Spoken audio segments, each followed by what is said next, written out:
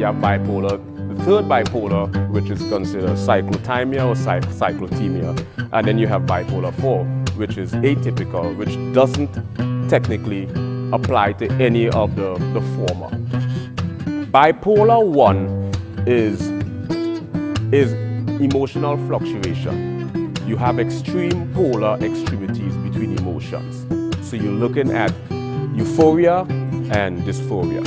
There's a sort of disparity between emotional states, and these emotional states are extremities. This is bipolar 1 manic episode. Bipolar 2 hypomania is a milder version of bipolar 1 manic episode, where you have these mood fluctuation between euphoria and this modified or augmented.